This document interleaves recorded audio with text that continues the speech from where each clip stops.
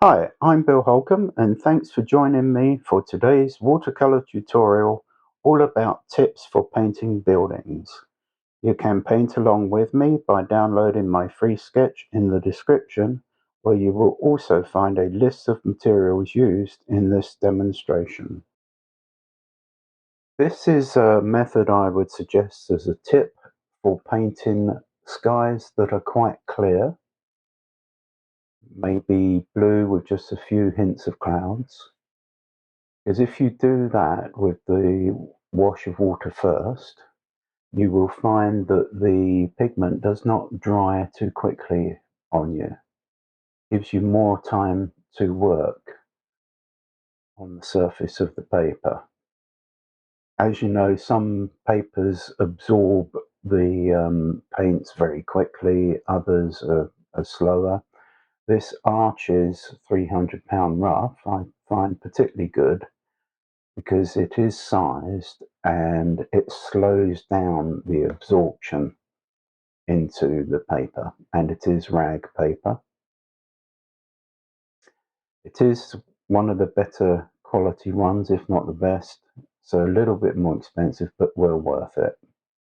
So you can then switch to something like a number 12 brush with a nice fine point on it, a rounded brush with a point, to neaten up the edges up to the pencil lines. Or an even smaller brush if you wish to, whatever's available to you and that you feel comfortable with, to come up to the pencil line edges and not going over. If you do go over a little bit, you can just quickly dab with tissue, or even when this wash has dried, you can do some lifting on the edge with a dab of water and a tissue.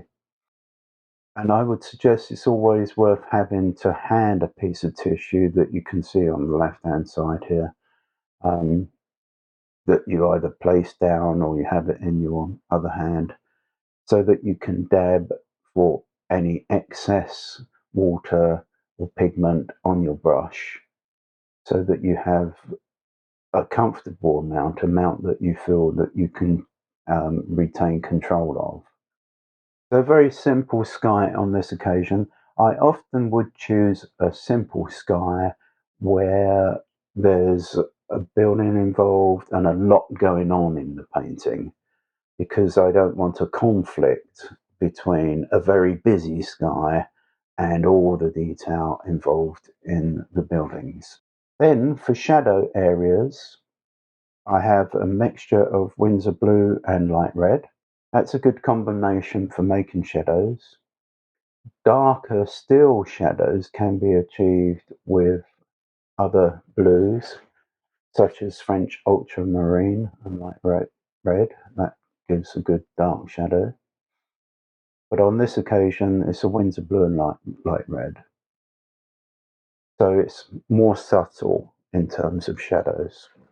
And I've gone down to that number 5 brush size, rounded brush with a nice point to it, to enable me to lay down those shadows in detail. So here it is, a bit of a laborious case of carefully studying any photograph you have of the building, where the shadows are, details of the building, and gradually laying them down. St. Paul's Cathedral is, of course, a very iconic, important location and building in the heart of London. Many important ceremonies take place there, and a great amount of filming as well. The Diplomat was recently filmed there in series 2. One of my sons, Ben Holcomb, was one of the extras in the filming inside the cathedral. This is a case really of studying quite carefully where all the lights and darks occur in the painting of this building.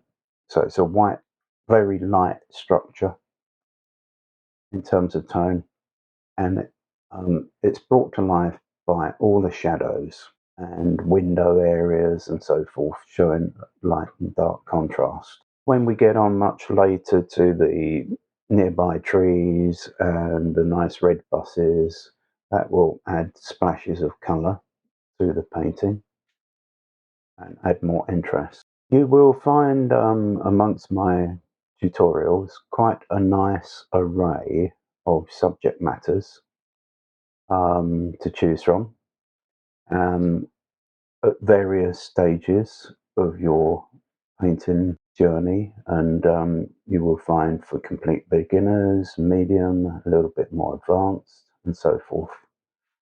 And a nice variety of subjects, whether it's cityscapes like this, buildings, or whether it's countryside, wildlife, various activities going on in the landscape, etc., etc. So a nice variety. And do remember to like and subscribe, because all these tutorials are free to you, and we will notify you when new ones are uploaded. The fact that there are some trees in the front of the building helps us, so it partly breaks up the facades, adds some more interest, adds some colour, and emphasises the direction of sunshine. So sunshine is coming from the right, casting shadows to the left here and there, but it's quite high in the sky. So that allows us to show contrast. And the few people there about to get onto the bus will have some nice colours in the clothing there, which also adds some interest, some movement. So as I mentioned, remembering the direction of light here for the trees, making sure that the shadow area is on the left side.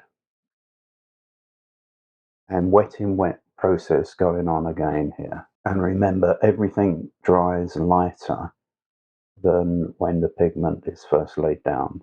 You will also find other examples of London paintings that I've completed over the many years, and other places like Oxford, and you will find links on this site to various other sites where you can place orders for prints. There you see me making use of the tissue that I mentioned to take off excess water and pigment, so that I can control the amount that's on the brush, not have too much. If I have too much, it can run away from you. That is the common problem that people find, that they've just got too much on the brush. When they lay it on the paper, it runs away from them and they lose control. So remember that tip. Also remember the other tip I've mentioned previously in other tutorials, to have a spare piece of the paper to one side, so that you can test your color mixins and the amount of liquid you have on the brush. Also, don't forget that we do encourage people to make suggestions on future subject matters that you wish for me to do tutorials on, and we encourage you to make comments. And we've even had people do postings of paintings they've completed, which is great. So we encourage that too. You will see in some of the future tutorials that we'll be going on location to various places. Primarily at the moment in the USA, those on location painting tutorials will be. You will see that we've done one of St. Augustine. I will also be demonstrating the use of a new easel for painting, especially useful for plein air outside painting because it's nice and light and versatile. That's by Craft Geek.